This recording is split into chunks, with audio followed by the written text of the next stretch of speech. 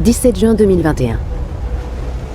Le navigateur britannique Martin Evans est chargé de convoyer un yacht depuis l'Angleterre jusqu'en Grèce avec un petit équipage. Le voilier longe la côte atlantique jusqu'au sud de l'Espagne avant de s'engager dans le détroit de Gibraltar pour gagner la Méditerranée. Quand soudain...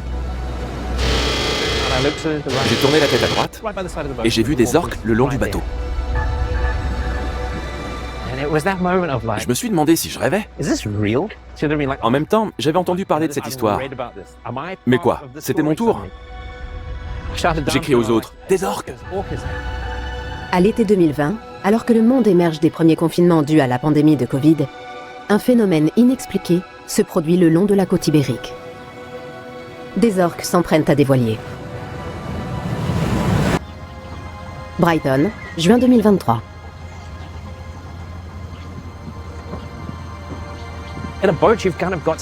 Pour aller d'un point à l'autre en bateau, il y a parfois des passages obligés. Quand on veut aller en Méditerranée depuis l'Atlantique, le détroit de Gibraltar est incontournable, on n'a pas le choix. Et en cas de pépin, il n'y a pas grand-chose à faire non plus. C'est comme ça, c'est l'itinéraire. On s'est mis nous-mêmes dans cette situation. En 2021, Martin Evans navigue dans les eaux où ont commencé les mystérieuses attaques, un an plus tôt. Les scientifiques préfèrent parler d'interaction entre les orques et les voiliers, un terme plus neutre. À ce jour, plus de 250 confrontations de ce type ont été recensées, conduisant à des avaries dans une soixantaine de cas, et même à quelques naufrages. Sans victime humaine toutefois. À l'époque, le navigateur filme son trajet. On voit sur les images un groupe d'épaulards foncer droit sur leur bateau. L'interaction s'est produite vers la fin de mon quart. On venait de s'engager dans le détroit, on était à une centaine de kilomètres de Gibraltar et à une quarantaine de Tarifa. J'étais vraiment content d'avoir bouclé le tronçon atlantique du trajet. Il ne restait plus que la partie méditerranéenne jusqu'à la Grèce. Martin Evans n'est pas prêt d'oublier cette rencontre.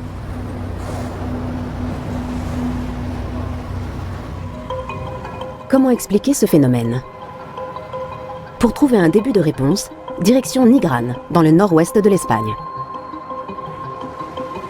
Nous avons rendez-vous avec Mónica González et Alfredo López. Actuellement, on est au printemps, et les orques sont dans le détroit. Ensuite, elles chasseront le thon qui remonte le long de la côte du Portugal jusqu'en Galice. Avec l'arrivée de l'été, elles vont se mettre en mouvement et à la fin de l'été, elles seront dans les eaux galiciennes. Après, vers novembre-décembre, elles se disperseront dans des eaux plus profondes, toujours pour suivre le thon, qui reste une de leurs principales proies. Alfredo López est biologiste spécialisé dans l'étude des cétacés. Il se souvient des premières alertes durant l'été 2020. À cette période-là, il se passait des choses bizarres qu'on n'avait jamais vues jusque-là. On s'est mis en contact avec des gens du détroit. Ça faisait des années qu'ils travaillaient sur les populations d'orques.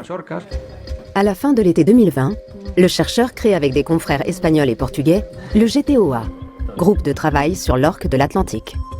Objectif, percer à jour l'étrange comportement des épaulards et réfléchir à comment y faire face. L'équipe répertorie et cartographie toutes les interactions pour les analyser.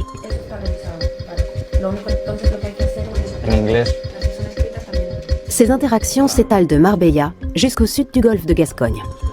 Mais pendant les mois d'été, elles se concentrent dans le détroit de Gibraltar. À son point le plus étroit, seuls 14 km séparent le Maroc et l'Espagne. En ce moment, la majorité des interactions ont lieu dans le détroit, même si on en observe aussi le long de la côte portugaise.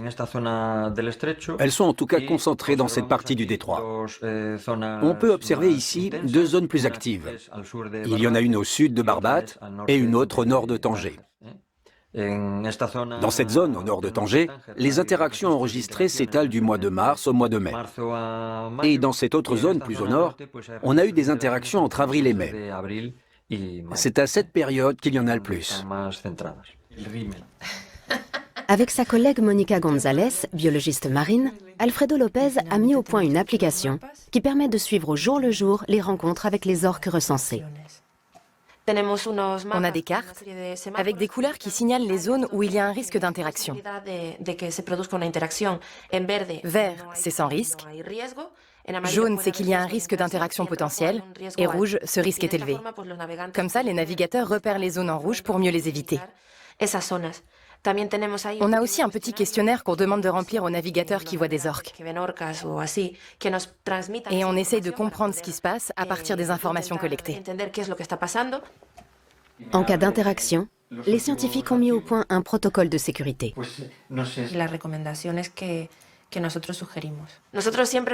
On recommande toujours d'arrêter le bateau, d'éteindre le moteur, de prévenir par radio et d'essayer de faire des photos et des vidéos qui permettront d'identifier les orques qui ont été vus. Ça permettra de savoir si le nombre d'orques qui interagissent a augmenté, diminué ou s'il reste stable. Arrêter le bateau et attendre que les épaulards s'éloignent. C'est la consigne communiquée en juin 2023. Elle a évolué depuis.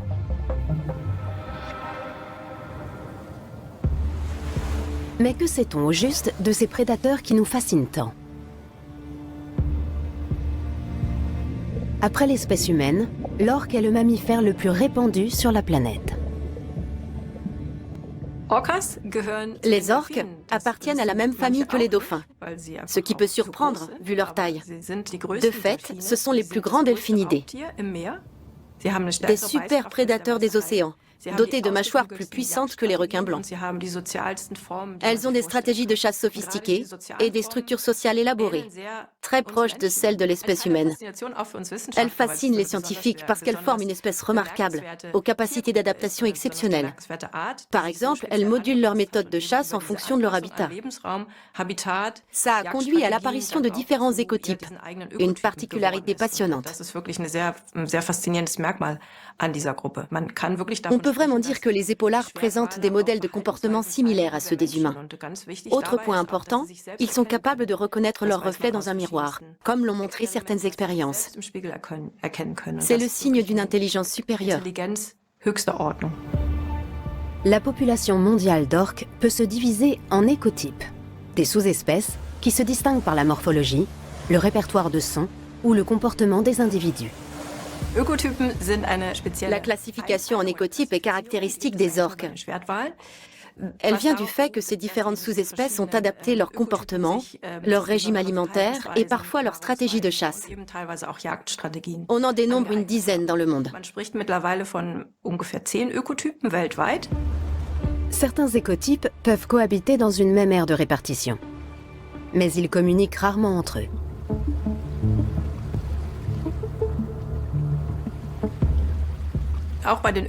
Chaque écotype a ses particularités. Prenons l'exemple des techniques de chasse, qui est assez emblématique. Un écotype qu'on trouve au large de la côte argentine utilise une méthode atypique, en s'échouant volontairement sur la plage pour se jeter sur les phoques ou les otaries qui s'y trouvent. C'est très spécifique. D'autres chassent plutôt le poisson. Pour cela, elles nagent en faisant des mouvements très rapides. Ou alors elles élaborent des stratégies collectives pour attraper leur proie. D'autres encore sont spécialisés dans l'art de traquer de grands mammifères marins, quel que soit le temps que ça prend. Au fil du temps, ces différents groupes se sont vraiment démarqués les uns des autres. L'un de ces écotypes a élu domicile le long de la côte de la péninsule ibérique, notamment aux abords du détroit de Gibraltar pendant les mois d'été.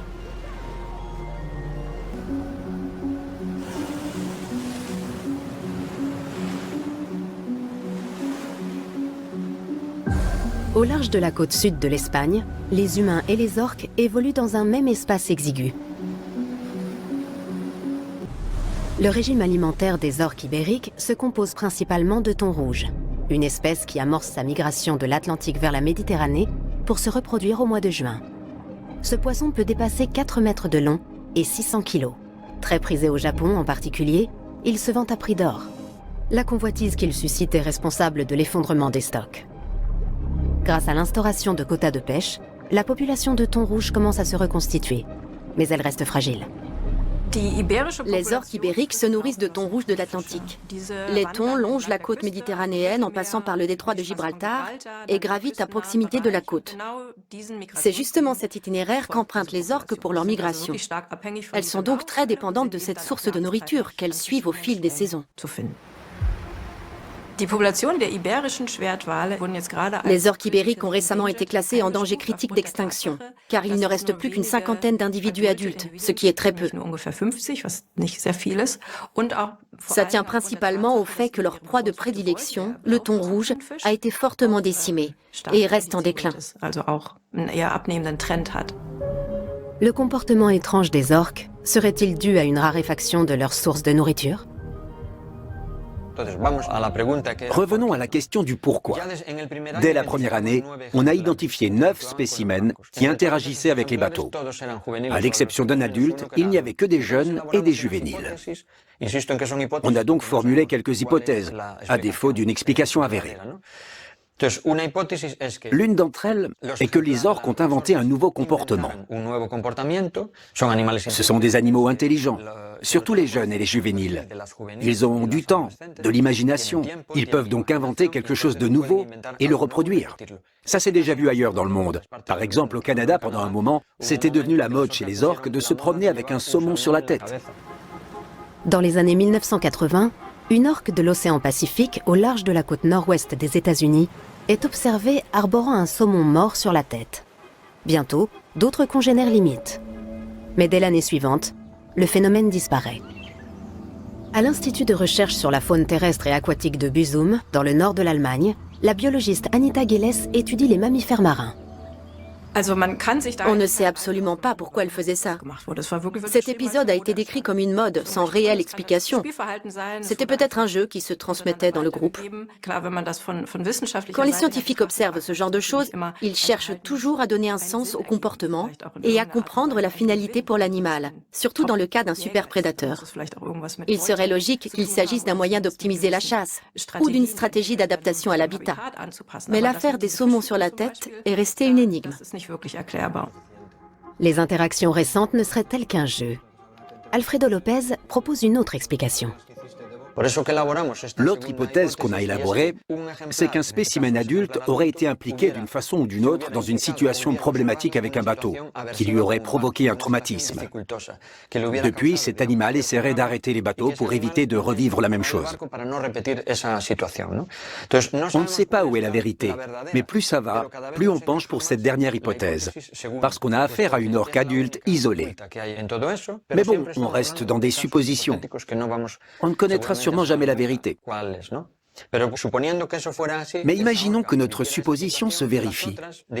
En voyant faire cet orque matriarche, au statut social important, les juvéniles, intrigués, l'imiteraient, en pensant que c'est dans l'intérêt de la survie du groupe. Même si les jeunes orques ne connaissent pas l'origine du comportement, elles le reproduisent simplement parce qu'elles considèrent qu'il est culturel, identitaire.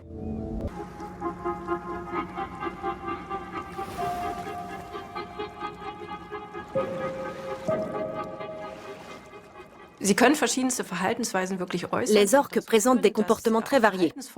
C'est pourquoi les comportementalistes utilisent parfois pour les décrire les mêmes adjectifs que pour les humains. Par exemple, les femelles orques connaissent la ménopause, un phénomène rarissime dans le monde animal. Chez la plupart des espèces, les femelles meurent quand elles ne peuvent plus se reproduire. Mais les orques, elles, entrent en ménopause.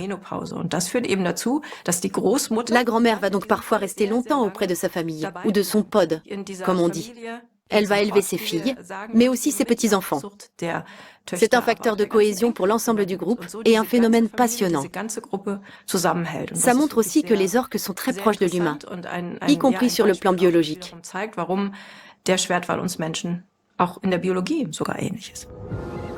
Quelle qu'en soit la raison, les orques inculquent volontiers de nouveaux comportements à leurs congénères.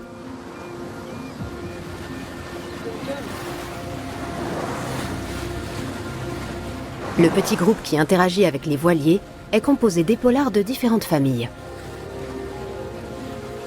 Il ne s'agirait donc pas d'une transmission d'une mère à ses petits, courante dans le monde animal, mais d'un apprentissage indépendant de la filiation.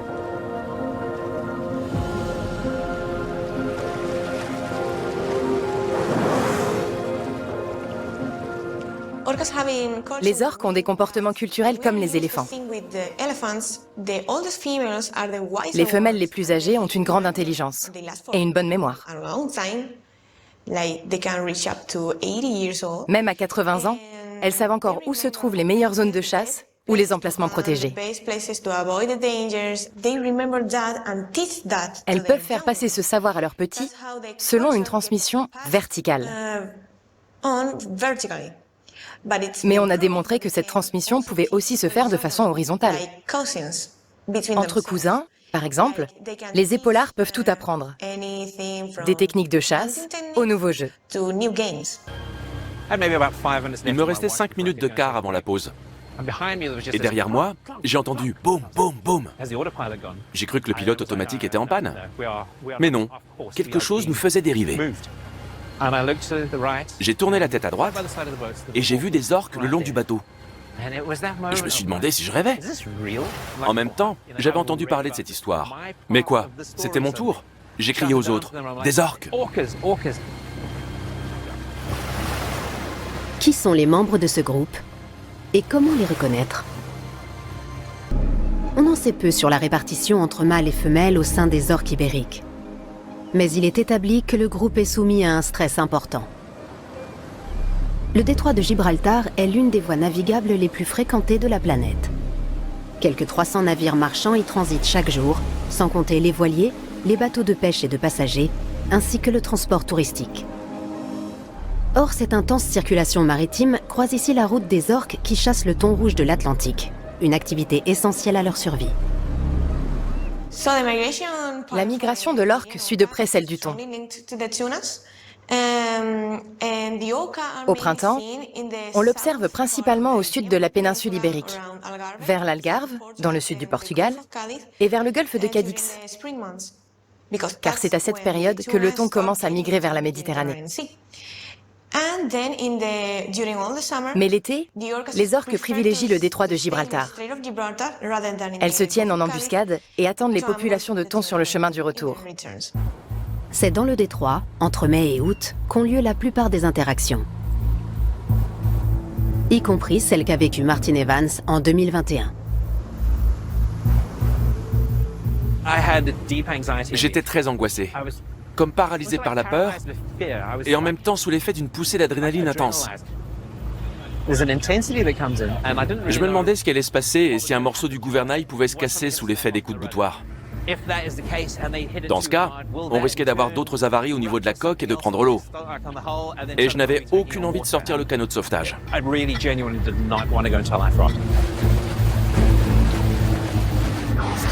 Je suis à la barre et ça chauffe avec les orques. J'ai les genoux qui tremblent. Les orques étaient déterminés. Mais cela dit, je ne crois pas qu'ils voulaient nous couler. S'ils en avaient eu l'intention, ils auraient frappé plus fort. Mais ils sont capables de sacrés dégâts, vu leur gabarit. Quand un gros animal un peu bourrin et maladroit se jette contre le bateau, qu'est-ce qu'on peut faire? Les épaulards femelles atteignent une longueur de 5 à 7 mètres et peuvent peser 4 tonnes. Les mâles dépassent parfois 9 mètres et 6 tonnes. Les orques ibériques ne sont pas les spécimens les plus impressionnants de l'espèce, mais elles projettent tout de même une masse considérable contre la coque des voiliers. À l'été 2023, de nombreux navigateurs vivent la même mésaventure que Martin Evans. Dans le port de Barbate, 3 voiliers sont en réparation. Les orques s'en prennent surtout au safran, la partie du gouvernail au contact de l'eau.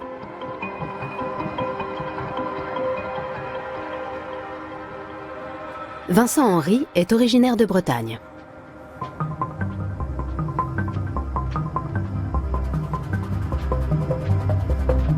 On s'est passé Gibraltar la nuit du 2 au 3 juin.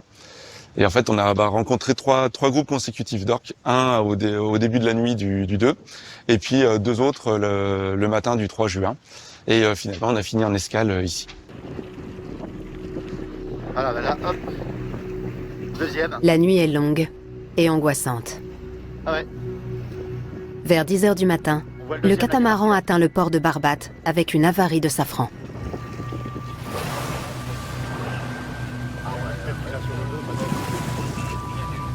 Mais le navigateur tient un discours d'apaisement. Moi, ce qui me ferait le plus peur personnellement, c'est que s'il y a des personnes qui commencent à répondre aux orques de manière agressive, là en fait on ne sait pas pourquoi ils viennent vers nous, mais leur comportement est à peu près stéréotypé. C'est-à-dire qu'ils vont mâchouiller les safrans, ils s'attaquent aux safrans, puis ils s'en vont. Si on commence à les agresser derrière, eux aussi pourraient devenir agressifs aussi, et là on maîtriserait pas leur comportement, et là je pense que ça peut devenir dangereux en fait. C'est peut-être essayer de trouver une solution pacifiste. Début juin, l'Allemand Sebastian Neuffer se rend de Lisbonne à Ibiza avec un collègue portugais. Le 4 vers 14h, 2 orques interagissent avec leur bateau. Puis vers 16h, 3 individus reviennent à la charge. On était en mer, à une dizaine de kilomètres de Barbate. On naviguait au moteur, avec le pilote automatique. Et d'un coup, la barre n'a plus répondu. Je savais qu'il y avait des orques dans les parages. Je n'ai pas tout de suite compris, mais dès que j'ai vu la première, j'ai coupé le moteur et le pilote automatique. Elles se sont approchées. On n'en menait pas large, mais on savait à peu près quoi faire, par expérience. Par ailleurs, elles n'étaient pas hostiles. On aurait dit de gros chiens. C'est extrêmement impressionnant de voir ces animaux énormes de si près. On se prenait en pleine figure le jet qui sortait de leur évent.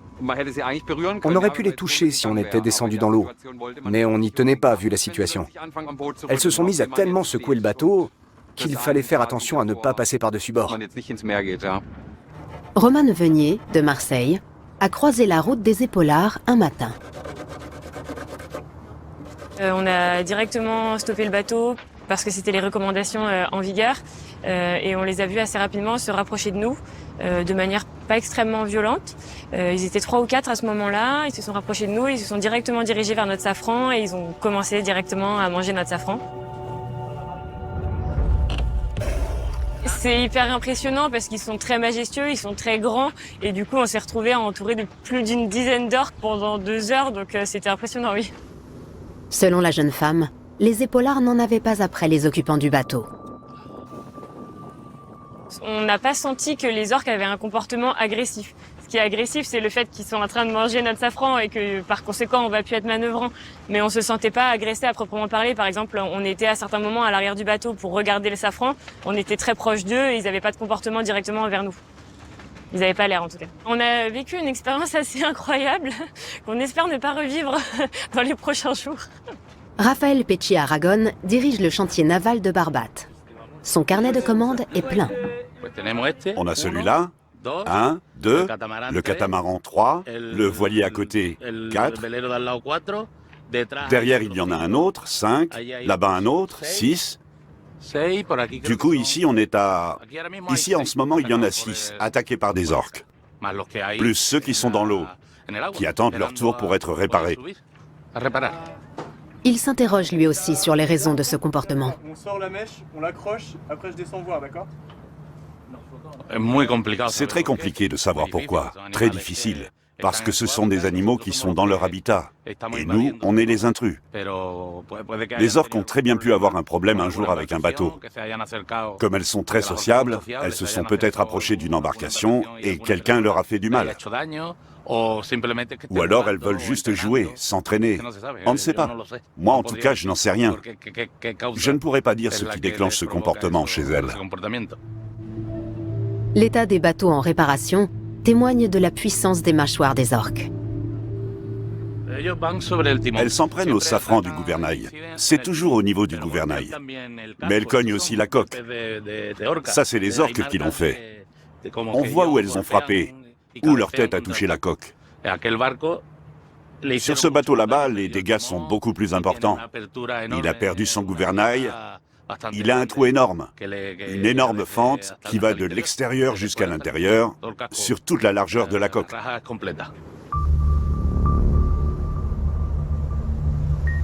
Sur le voilier piloté par Martin Evans, c'est là encore le safran qui a été visé.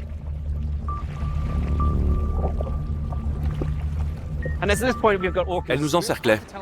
Je ne sais pas combien elles étaient, parce qu'elles nageaient dans tous les sens. Quand j'en voyais passer une sous le bateau, j'étais pas sûr de la reconnaître ensuite. J'aurais dit qu'il y en avait entre 6 et 12. En réalité, elles étaient 6. À un moment donné, une grande orque a émergé, à 25 mètres derrière le bateau, avec un gros morceau du safran dans sa gueule. On aurait dit un chien tout content qui venait de réussir un tour. « Regarde, j'ai ton safran !» Pourquoi cette fixation sur le gouvernail des bateaux?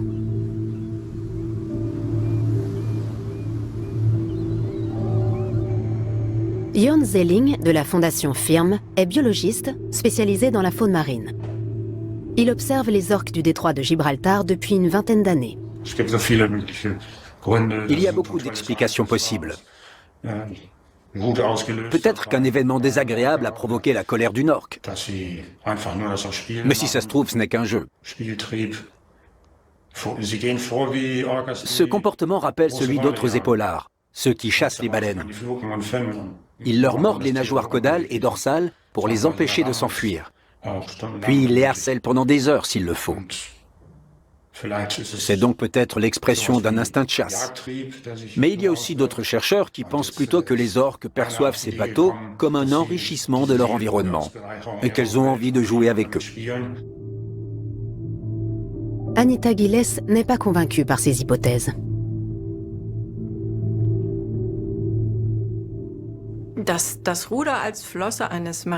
À mon avis, les orques sont bien trop intelligentes pour confondre un safran avec la nageoire d'un mammifère marin. De plus, il n'y a pas de bénéfice pour elles. Même à supposer qu'il s'agisse d'une forme d'entraînement, je ne crois pas qu'elles en aient besoin. D'autant plus que cette population autonome d'orques ibériques se nourrit de poissons. Pourquoi s'en prendrait-elle soudain à des cétacés pour pratiquer la chasse? Ça aussi, ça me paraît improbable. À défaut de trancher, on peut supposer que si les épaulards s'en prennent au safran des bateaux, c'est sans doute parce qu'il s'agit d'une pièce accessible et facile à arracher. Bien sûr, on aimerait tous savoir pourquoi ils font ça. Mais dans l'immédiat, il me semble plus important d'éviter que les choses tournent mal et que quelqu'un dérape. À l'été 2023, une interaction dégénère. Des plaisanciers tirent des projectiles sur les orques depuis leur catamaran.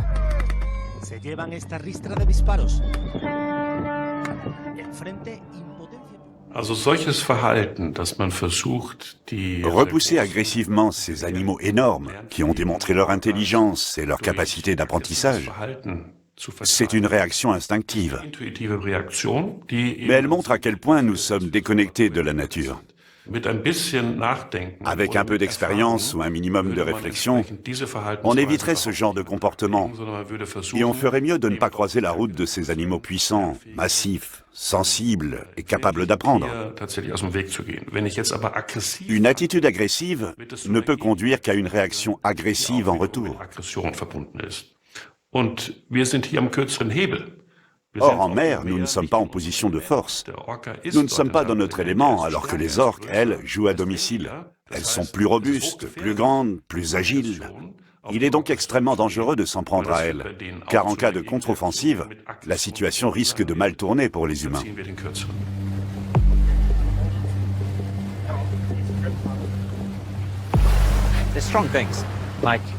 Elles déploient une force phénoménale pour arracher un safran. Mais elles sont loin de tout donner. C'est de l'ordre du jeu pour elles, même si on n'en connaît pas la finalité. Si elles voulaient corser un peu les choses, elles pourraient faire chavirer les bateaux à chaque fois. J'aimerais bien savoir ce qui leur passe par la tête. Qu'est-ce qui les attire? Chacun a sa théorie. Elles ont été blessées, elles ont faim, on navigue sur leur territoire de reproduction, voire elles se liguent pour détruire l'humanité. En tout cas, beaucoup de gens leur prêtent des intentions presque humaines et expliquent leur colère comme ça. Mais si ça se trouve, ce sont juste des ados qui ont trouvé un nouveau jeu. Août, dans le sud de l'Espagne. La saison estivale avance et le comportement des orques fait toujours débat.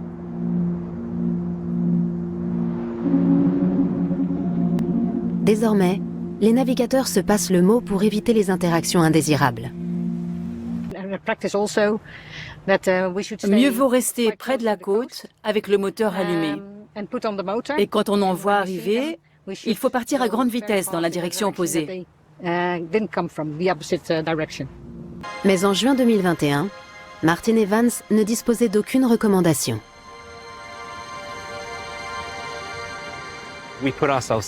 On s'est mis tout seul dans cette situation. C'est un peu agaçant.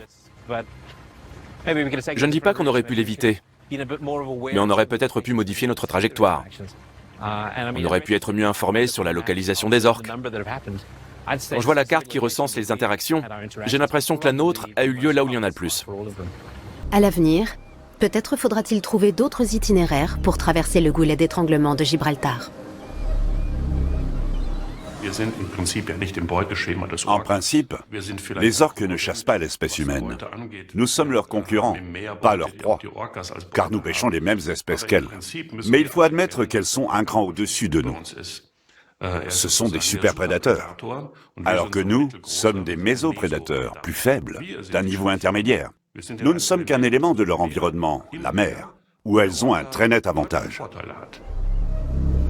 Si les épaulards croisent moins d'humains sur leur route, la fréquence des interactions diminuera par la force des choses. Elles se sont d'ailleurs espacées depuis que la majorité des voiliers restent à proximité du littoral. Les scientifiques attendent avec intérêt la suite des événements. On ne sait pas comment ça va évoluer. Il y a deux possibilités. Soit les orques arrêtent d'elles-mêmes d'avoir ce comportement. C'est peu probable. Mais il n'est pas exclu qu'elles l'oublient et à ce moment-là, le phénomène resterait anecdotique. Soit elles continuent, ce qui nous amènerait à réfléchir en tant qu'humains sur les choses à changer dans nos vies. Ce serait peut-être même positif. Qui sait ? Il faudrait alors adapter la conception des bateaux, faire des moteurs plus silencieux, des gouvernails escamotables, et même revoir à la baisse la navigation à certains endroits. Autant dire qu'il y a du pain sur la planche si on veut que ce genre de situation se reproduise le moins possible, voire plus du tout. Avant 2020, seuls 2 cas d'attaque d'épaulards contre des embarcations avaient été recensés. En 1972, près des îles Galapagos, et en 1976, au large des côtes brésiliennes. Mais ces orques-là n'avaient pas essayé d'arracher les gouvernails.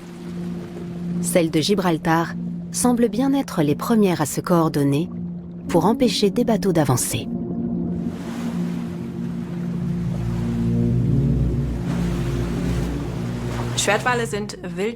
Les orques sont des animaux sauvages. Or, nous empiétons largement, et de plus en plus, sur leur habitat aquatique. La circulation maritime s'est densifiée, et nos activités en mer augmentent aussi dans l'ensemble. C'est indéniable. Puisqu'il faut partager l'espace avec la faune, il faut aussi être prêt à accepter ces interactions, que ça nous plaise ou non. On doit aussi admettre qu'on ne peut pas tout expliquer instantanément. Ce sont des animaux sauvages. Leur comportement est à l'avenant, et en mer, ces phénomènes sont plus difficiles à cerner. Compris, merci. Terminé.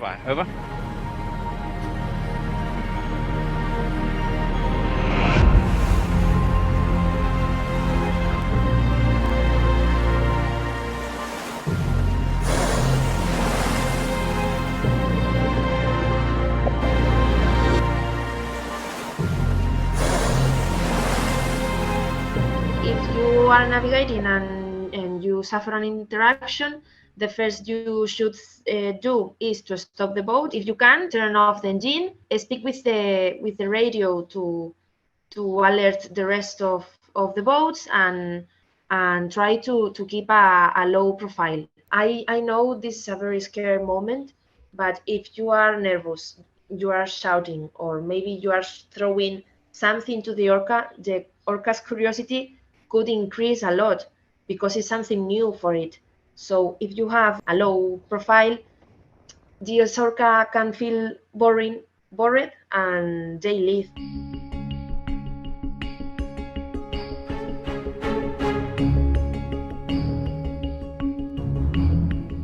In this application, we have some maps and with traffic lights. We use green if there are not risks to suffer an interaction, yellow if maybe, and red if there are some risks to suffer an interaction. And with this information, we can help the rest of navigating people. orcas are very intelligent animals. All kind of cetaceans look humans like dog puppies. There are not register of any damage to humans, so I think people should not be afraid of orcas, but I understand it's a very, very scary moment. Yeah. Pour résumer, gardez votre calme. Ne criez pas, même pour prévenir l'équipage. Lancez un appel sur la VHF, canal 16, en décrivant la situation et votre position. Affalez les voiles. Si le moteur est allumé, coupez-le. Rentrez à l'intérieur du bateau et ne faites aucun bruit. Ne filmez pas, même si l'envie est forte. Elles ne vont pas trouver ça amusant, elles risquent de partir très vite, environ 15 minutes. Si elles ne partent pas et que la situation dure, allumez le moteur et partir progressivement en marche arrière. Et si elles suivent, coupez tout et attendre les secours si vous vous sentez en danger. Inch'Allah.